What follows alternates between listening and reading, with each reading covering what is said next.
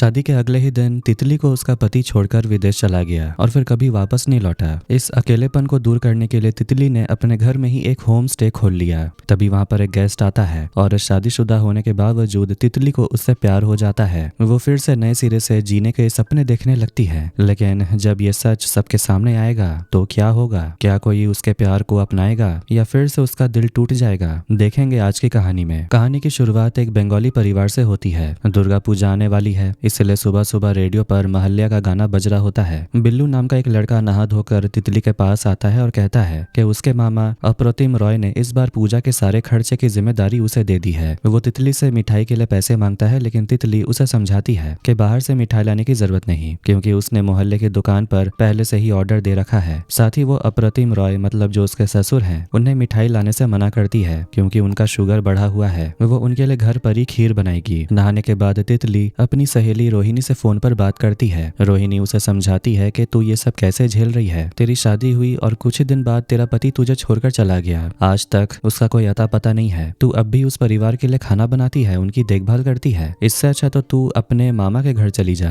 दरअसल तितली अपने ससुराल में रहती है और अप्रतिम रॉय उसके ससुर हैं। तितली कहती है कि वो यहीं खुश है। उसके माता पिता की मौत के बाद उसके मामा ने उसे हॉस्टल में डाल दिया था, इसलिए अब वो वहाँ वापस जाकर उन पर बोझ नहीं बनना चाहती। उसे अपने सास ससुर से बहुत लगाव है और यही अब उसका घर है। इधर तितली की सास श्रीमती जो पैरालाइज्ड है और बिस्तर पर पड़ी रहती है, अपने पति अप्रतिम से कहती है कि उन्होंने आज फिर से किसी को चुपके से कमरे के बाहर जाते देखा, लेकिन अप्रतिम उनकी बात नहीं मानता। उन्हें लगता है कि अकेले लेटे रहने की वजह से उसे वहम होता है। श्रीमती अपनी बहू तितली से बहुत प्यार करती है और सिर्फ उसी से सेवा कराना पसंद करती है। जब तितली उन्हें तैयार करने आती है तब वो फिर से कहती है कि कमरे में कोई आया था। तितली उन्हें दिलासा देती है कि वो उनकी बात पर यकीन करती है। इसके बाद अप्रतिम रॉय अपनी बहू से पूछते हैं कि क्या वो पूजा पर अपने मामा के घर जाएगी। तितली मना कर देती है, बोलती है कि वो वहां जाकर बोर हो जाएगी। वो गिफ्ट्स अपने भाई के हाथ भिजवा देती है। अप्रतिम रॉय अपनी पत्नी श्रीमती से कहते हैं कि तितली की किस्मत ही खराब है। उन्होंने अपने बेटे शुभो की शादी बड़ी धूमधाम से करवाई थी। सच तो ये है कि शुभो शादी के लिए राजी भी नहीं था, पर माता पिता की बात टाल नहीं सका। शादी तो हो गई, पर शुभो ने तितली को कभी पत्नी का प्यार नहीं दिया और हमेशा उसे दूर दूर रहा।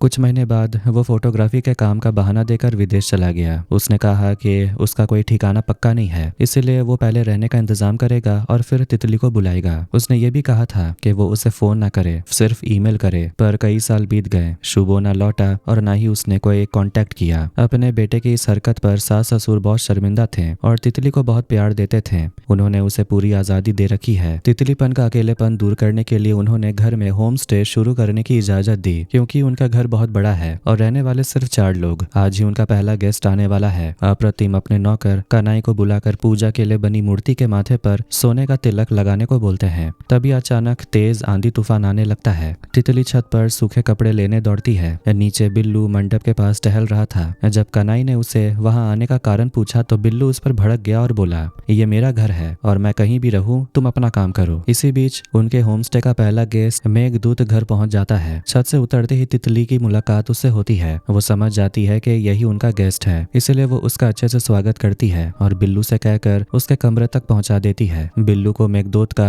आना बिल्कुल पसंद नहीं आता। वो अपने मामा अप्रतिम के पास आकर उनके कान भरने लगता है। एक तो शुभो घर पर नहीं है, ऊपर से आपने मेघदूत जैसे जवान लड़के को घर में रहने की इजाजत दे दी। क्या तितली जैसी जवान बहू के होते हुए एक अनजान लड़के का घर में रहना सही है? अप्रतिम बिल्लू की बातों पर ध्यान नहीं देता और कहता है कि तितली ने होमस्टे खोला है तो यहाँ मेहमान तो आएंगे ही, इसमें इतना सोचने वाली कौन सी बात है? बिल्लू चिढ़कर कहता है, जब घर की जिम्मेदारी तितली को दे दी है तो वो चाहे जो करे, मुझे कुछ भी नहीं कहना। इतना कहकर वो चला जाता है। थोड़ी देर बाद अप्रतिम बालकनी में बैठा था, तभी मेघदूत अपने कमरे से बाहर आता है। वो सिगरेट पीते हुए आसपास की फोटो खींच रहा था। जैसे ही उसकी नजर अप्रतिम पर पड़ती है, वो तुरंत सिगरेट फेंक देता है, क्योंकि वो बड़ों के सामने सिगरेट पीना बदतमीजी समझता है। वो अप्रतिम के पास जाकर उनसे जान पहचान बढ़ाता है। अप्रतिम उसकी तारीफ करते हैं कि आजकल के लड़के बड़ों की इज्जत करते नहीं, पर मेघदूत थोड़ा अलग है। तभी अचानक श्रीमती के चिल्लाने की आवाज आती है। अप्रतिम दौड़कर कमरे में जाता है और मेघदूत भी घबराकर पीछे पीछे पहुंचता है। श्रीमती डरते हुए कहती है कि कोई उनके कमरे में आया था और उसका गला दबाकर उसे मारना चाहता था। अप्रतिम उसे शांत करता है और बोलता है कि वहाँ कोई भी नहीं, वो तो यहीं सामने बाहर बैठा था। मेघदूत ये सब देखकर हैरान था। अप्रतिम उसे बताते हैं कि बीमारी की वजह से श्रीमती अक्सर ऐसा वहम देखती है। मेघदूत उनकी दवाइयों की पर्ची श्रीमती देखना चाहता है क्योंकि वो खुद पेशे से एक डॉक्टर है, लेकिन श्रीमती उसे देखकर और ज्यादा घबरा जाती है। इसलिए मेघदूत अपने कमरे में वापस आ जाता है। बाद में तितली मेघदूत के कमरे में आती है। वो उसे बताने आई थी कि यह घर बहुत पुराना है, इसलिए यहाँ मोबाइल नेटवर्क ठीक से काम नहीं करता। वो कहती है कि अगर उसे किसी से बात करनी हो तो ईमेल का इस्तेमाल करे। तितली बताती है कि उसका पति शुभो भी विदेश जाने से पहले यही कह गया था कि नेटवर्क की कमी होने की वजह से वो फोन नहीं उठा पाएगा, इसलिए तितली उसे सिर्फ ईमेल करे। साथ ही वो जाने से पहले कुछ ब्लैंक चेक साइन करके दे गया था ताकि तितली अपनी जरूरत के हिसाब से पैसे निकाल सके। शुभो के बारे में सोचकर तितली का मन उदास हो जाता है कि कैसे वो उसे अकेला छोड़कर चला गया और कभी नहीं लौटा। वो चुपचाप मेघदूत के कमरे से बाहर आ जाती है। दूसरी तरफ अप्रतिम को नौकर कनाई से पता चलता है कि दुर्गा मूर्ति के माथे से सोने का तिलक चोरी हो गया है। बिल्लू ये सुनकर कनाई पर चिल्लाने लगता है। तब कनाई सफाई देता है कि कल जब तूफान आ गया था तब बिल्लू ने ही उसे पर्दा लगाने के लिए भेजा था। उस वक्त बिल्लू खुद वहां खड़ा था। बिल्लू कह रहा था कि पूजा के सामान में बिल्ली मुंह मार रही थी,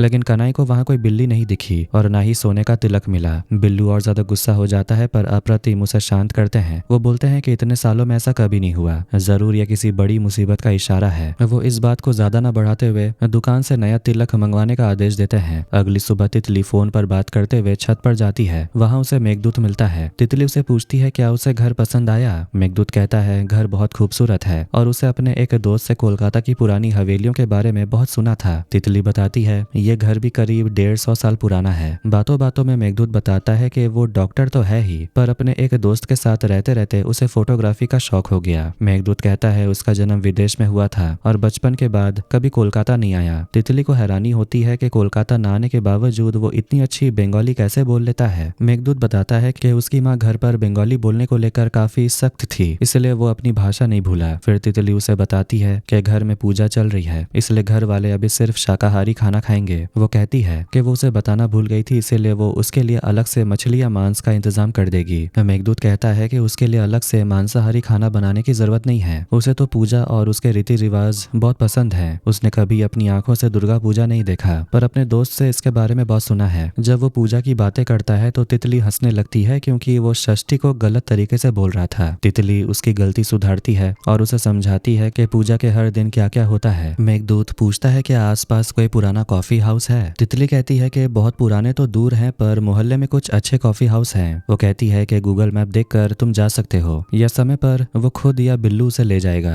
जाने से पहले मेघदूत पूछता है क्या वो घर के अंदर की तस्वीरें ले सकता है। तितली उसे बेडरूम छोड़कर बाकी पूरे घर की फोटो खींचने की इजाजत दे देती है। मेघदूत खुशी खुशी कैमरा लेकर घर के कोने कोने की तस्वीरें लेने लगता है। अगले दिन तितली तैयार होकर बाहर जाने लगती है। तभी उसकी सास श्रीमती पूछती है कि वो कहाँ जा रही है। तितली बताती है कि वो ब्लाइंड स्कूल जा रही है, वहाँ वो कुछ दान देगी और बच्चों के लिए जरूरत का सामान खरीदेगी। ससुर अप्रतिम कहते हैं कि अगर पैसों की जरूरत हो तो वो उसे मांग भी सकती है, पर तितली कहती है कि उसके पास उसकी थोड़ी सेविंग्स है, वो वही इस्तेमाल कर लेगी। तितली के जाने के बाद अप्रतिम अपनी पत्नी को टोकते हैं कि उसे तितली से इतनी पूछताछ नहीं करनी चाहिए। श्रीमती शिकायत करती है कि आपने उसे बहुत आजादी दे रखी है, यहाँ तक कि वो तो अपना सिंदूर और शाखा पोला भी नहीं पहनती। अप्रतिम दुखी होकर कहता है शादी के अगले ही दिन हमारा बेटा उसे छोड़कर चला गया, आज तक मुड़कर नहीं देखा और ना ही फोन करता है। ऐसे में हम किस मुंह से उस पर पाबंदियां लगाएं। तभी बिल्लू आता है और आग में घी डालते हुए बोलता है कि मामी सही कह रही है, तितली को कुछ ज्यादा ही आजादी मिल गई है। ऊपर से उसने होम स्टे के नाम पर एक जवान लड़के को घर में लाकर रख लिया। अप्रतिम उसे फालतू बातें छोड़कर काम की बात करने को बोलता है। बिल्लू बताता है कि डेकोरेशन वाले पैसे मांग रहे हैं। अप्रतिम उसे अलमारी से पैसे निकाल लेने को बोलते हैं। बिल्लू जब अलमारी से पैसे निकालने जाता है तो अप्रतिम उसे रोक देते हैं और बोलते हैं कि तितली ने हर जगह के पैसे अलग अलग हिसाब से रखे हैं, इसलिए जब वो घर लौटेगी तभी पैसे मिलेंगे। बिल्लू को ये बात बुरी लगती है क्योंकि उसे लगता है कि उसके मामा मामी तितली पर जरूरत से ज्यादा भरोसा करते हैं और उसे ही घर का मालिक बना दिया है। इधर तितली अपनी सहेली रोशनी से मिलती है। रोशनी मजाक में पूछती है क्या होम स्टे वाला गेस्ट हैंडसम है, अगर है तो तितली उसके साथ थोड़ी फ्लर्टिंग कर सकती है। तितली मना कर देती है और बोलती है कि उसे इन सब चीजों में इंटरेस्ट नहीं। अगली सुबह तितली जब मेघदूत को नाश्ते के लिए बुलाने जाती है तब वो नहाकर सिर्फ तौलिया लपेटे बाथरूम से बाहर निकलता है। उसे ऐसे देखकर तितली शर्मा जाती है और वहां से भाग जाती है। नाश्ते की मेज पर अप्रतिम ने मेघदूत को साथ बैठने के लिए बोला। जब मेघदूत कुर्ता पहनकर आता है तो सास श्रीमती उसे एक टक देखते रहती है। उसे लगता है कि उसका बेटा शुभो वापस आ गया। अप्रतिम उसे समझाता है कि यह शुभो नहीं है, यह हमारा गेस्ट है। दरअसल मेघदूत ने जो कुर्ता पहना था वैसा ही शुभो के पास भी था। मेघदूत बताता है कि उसके दोस्त ने यह कुर्ता उसे कोलकाता कोलकाता से लाकर दिया था। श्रीमती को परेशान देखकर मेघदूत उन्हें कमरे में ले जाते हैं। मेघदूत तितली से उनकी बीमारी के बारे में पूछता है तो तितली कहती है कि वो अक्सर ऐसे ही उत्तेजित हो जाती है।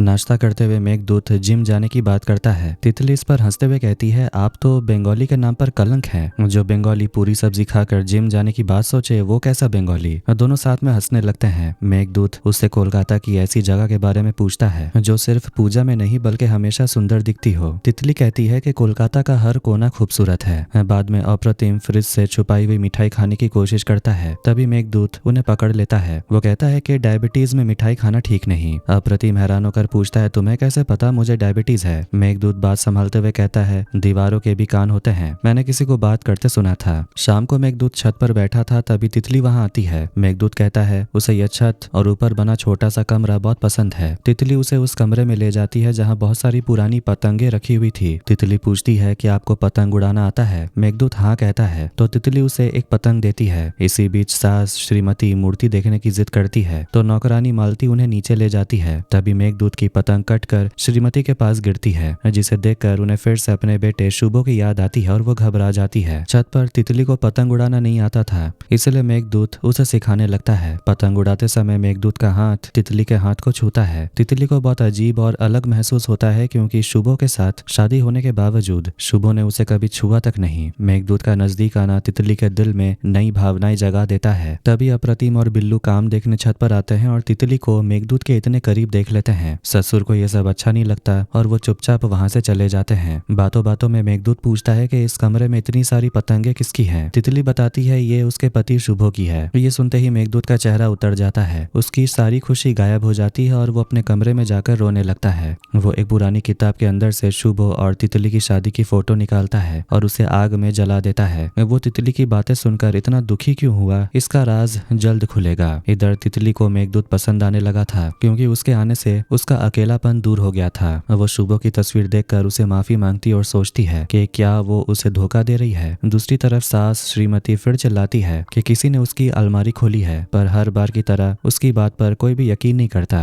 अगले दिन तितली अपनी सहेली रोशनी से मिलती है और वो बहुत खुश दिखती है। रोशनी कहती है कि सालों बाद उसे इतना खुश देखकर अच्छा लग रहा है। वो तितली को सलाह देती है कि अब इस झूठे रिश्ते को खत्म कर दे और शुभो को डिवोर्स पेपर भेज दे क्योंकि उसने कभी तेरी परवाह नहीं की। पर तितली बोलती है कि वो थोड़ा और इंतजार करेगी। वो देखना चाहती है कि क्या उसका नया प्यार पिछले प्यार की तरह गायब तो नहीं हो जाएगा। रात को बिल्लू शराब पीकर घर आता है और मेघदूत के कमरे में जाकर उसे खाने के लिए बुलाता है। मेघदूत उससे तितली के बारे में पूछने लगता है। मेघदूत जब तितली के बारे में पूछता है तो बिल्लू भड़क जाता है और बोलता है, तुम मुझसे क्यों ढूंढ रहे हो? वो मेरे भाई की पत्नी है और इस घर की बहू है, उसकी एक इज्जत है, इसलिए तुम मुझसे दूर रहो। इससे में तुम्हारी और इस परिवार की भलाई है। इसके बाद बिल्लू मूर्ति के सामने जाकर अपनी मन की बात कहता है। वो जुए में बहुत पैसा हार चुका था और उस पर बहुत भारी कर्ज है। बिल्लू सोचता है कि अगर उसका भाई शुभो कभी वापस नहीं आया तो ये सारी जायदाद उसकी हो जाएगी और वो अपना कर्ज चुका पाएगा। इधर तितली जब घर लौटती है तो उसका ससुर उसे बात करने की कोशिश करता है। वो सीधे सीधा कह नहीं पाते पर इशारों में पूछते हैं कि तुम्हें पतंग उड़ाने का शौक कब से हो गया। वो उसे समझाते हैं कि पूजा का समय है और घर में मेहमान आए हुए हैं, इसलिए उसे पतंग नहीं उड़ानी चाहिए। असल में वो उसे मेघदूत से दूर रहने की सलाह दे रहे थे। तितली साफ शब्दों में कह देती है, जब मेरा पति शादी के अगले ही दिन मुझे छोड़कर चला गया तब क्या पड़ोसियों ने कभी कुछ कहा? फिर आज मेरे पतंग उड़ाने से उन्हें क्या प्रॉब्लम है? अप्रतिम के पास इस बात का कोई जवाब नहीं था। तितली उन्हें बता देती है कि कल वो मेघदूत को कोलकाता शहर घुमाने ले जाएगी। जब ससुर पूछते हैं क्या गेस्ट को घुमाना भी तुम्हारा काम है, तो तितली जवाब देती है कि वो खुद भी सालों से घर में बंद है और वो भी घूमना चाहती है। अगले दिन तितली और मेघदूत घूमने निकलते हैं। वो बहुत मस्ती करते हैं। मेघदूत फोटो खींचता है और तितली को भी सिखाता है। एक कॉफी शॉप में मेघदूत से पूछता है, क्या तुमने कभी इस शादी से बाहर निकलने का नहीं सोचा?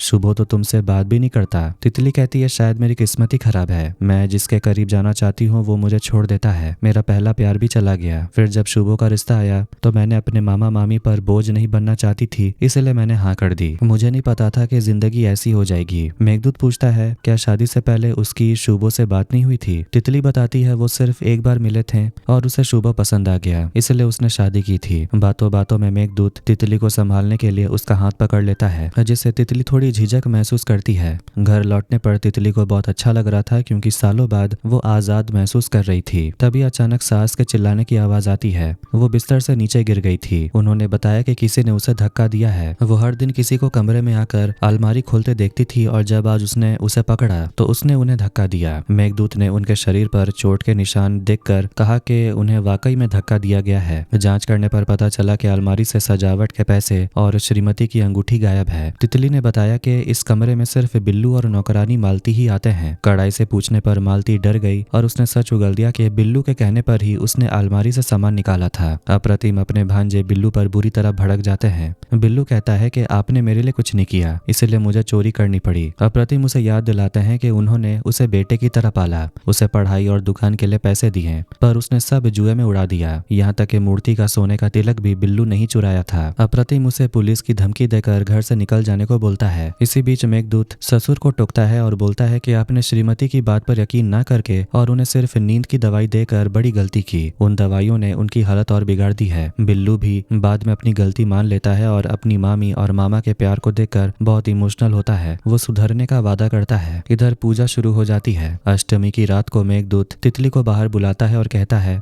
कि वो अगले दिन कोलकाता की पूजा की तस्वीरें लेना चाहता है। तितली घर की पूजा में व्यस्त होने के कारण उसके साथ नहीं जा पाती और उसे अकेले घूमने की सलाह देती है। अगले दिन अष्टमी की सुबह सब मिलकर पूजा करते हैं और बड़ों का आशीर्वाद लेते हैं। बिल्लू के मन में अपनी गलती को लेकर बहुत पछतावा था, पर अप्रतिम और श्रीमती ने उसे दुत्कारा नहीं बल्कि प्यार से गले लगा लिया। घर में सब पहले जैसा ठीक हो गया। उस दिन तितली का जन्मदिन भी था, इसलिए उसके सास ससुर ने उसे आशीर्वाद दिया और तोहफे भी दिए। तितली ने भी मेघदूत के लिए एक तोहफा खरीदा था और उसके कमरे में रख दिया। जब मेघदूत को पता चला कि आज तितली का जन्मदिन है तो वो भी उसके लिए एक गिफ्ट लेकर आया। रात को दोनों छत पर बैठे थे। तितली ने पूछा, आपको कैसे पता चला कि आज मेरा जन्मदिन है? मेघदूत ने फिर वही मजाक किया, दीवारों के भी कान होते हैं। तितली ने बताया कि उसका जन्म अष्टमी के दिन हुआ था और आज फिर से अष्टमी है। मेघदूत ने कहा कि उसे तोहफा तो मिल गया जिसमें धोती कुर्ता था, लेकिन उसे धोती पहनना नहीं आता। तभी तितली उसे धोती पहनना सिखाती है और मेघदूत बहुत सुंदर तैयार होकर बाहर आता है। इधर बिल्लू अपनी मामी श्रीमती के पास जाकर रोने लगता है और माफी मांगता है। वो कबूल करता है कि उस दिन डर के मारे उन्होंने उसे धक्का दिया था, पर उसका इरादा उन्हें चोट पहुंचाने का नहीं था। श्रीमती उसे गले लगाती और बोलती है कि मैं तो पहचान गई थी कि तूने ही मुझे धक्का दिया था, पर मैंने किसी को बताया नहीं। कोई माँ अपने बच्चे से ज्यादा देर तक नाराज नहीं रह सकती। जब बिल्लू ने अपने कर्ज की बात की तो मामी ने कहा, ये सब कुछ तुम्हारा ही तो है, चोरी करने की क्या जरूरत? बिल्लू उनकी ममता देखकर फूट फूट कर रोने लगा।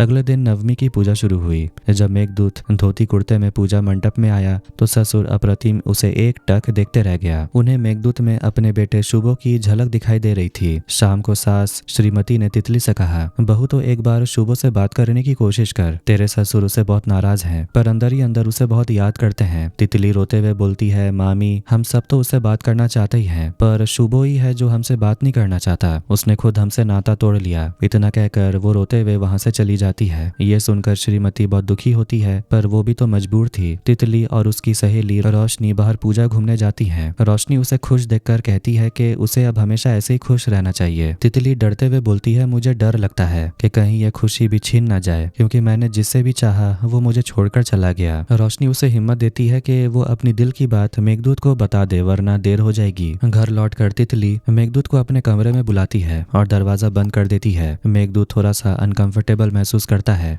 तितली हिम्मत जुटाकर बोलती है, मैं जानती हूँ कि मैं शादीशुदा हूँ, पर शुभो के साथ मेरा कभी कोई रिश्ता था ही नहीं। आपके आने से मैंने फिर से जीना सीखा। मैं आपसे प्यार करने लगी हूँ। ये सुनकर मेघदूत सन्न रह जाता है। वो कहता है कि वो भी कुछ बताना चाहता है पर हिम्मत जुटा नहीं पा रहा था। तितली उसे समय देती है। तभी बातों बातों में मेघदूत एक ऐसा सच बताता है जिससे तितली के पैरों तले जमीन खिसक जाती है। मेघदूत बताता है, मैं शुभो को बहुत अच्छी तरह जानता हूँ। जिस दोस्त की मैं बात कर रहा था जिसने मुझे ये कुर्ता दिया और कोलकाता के बारे में बताया, वो शुभो ही था। सच तो यह है कि शुभो गे था और मैं उसका पार्टनर हूँ। तितली ये सुनकर दंग रह जाती है। मेघदूत आगे बताता है कि शुभो एक फोटोग्राफर था और युद्ध की तस्वीरें खींचते समय उनकी मौत हो गई। मेघदूत यहाँ सिर्फ ये खबर देने आया था। यहाँ कर उसे पता चला कि शुभो की शादी हो चुकी थी। मेघदूत को भी बहुत बुरा लगा क्योंकि शुभो ने उसे अपनी शादी की बात छुपाई थी। तितली ये सुनकर फूट फूट कर रोने लगी क्योंकि शुभो ने उसे और उसके परिवार को धोखा दिया था और वो अब इस दुनिया में भी नहीं रहा। मेघदूत तितली को संभालता है। इतने सारे दुख एक साथ जानकर तितली पूरी तरह टूट जाती है। अगले दिन दशमी थी।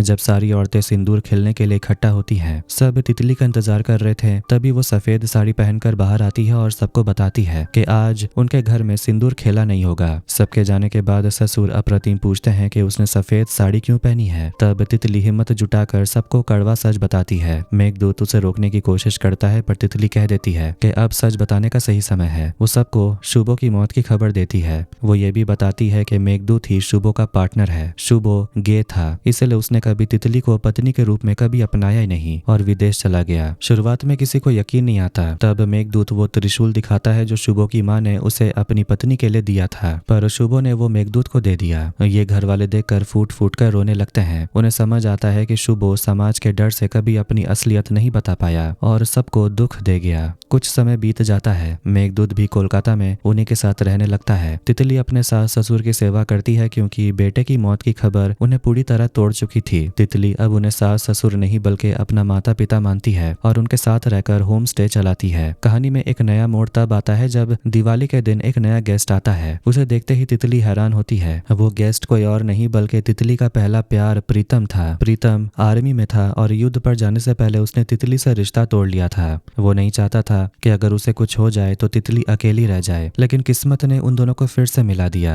अब तितली के जीवन में फिर से प्यार की उम्मीद जागी है। शायद अब उसका अधूरा प्यार पूरा होगा और तितली की जिंदगी फिर से खुशियों के रंगों से भर जाएगी। यही थी तितली की संघर्ष और प्यार की कहानी। तो कैसी लगी आज की स्टोरी कमेंट करके जरूर बताना। वीडियो पसंद आया तो वीडियो को लाइक कर दें, चैनल को भी सब्सक्राइब कर दें। मिलता है नेक्स्ट वीडियो में। Take care.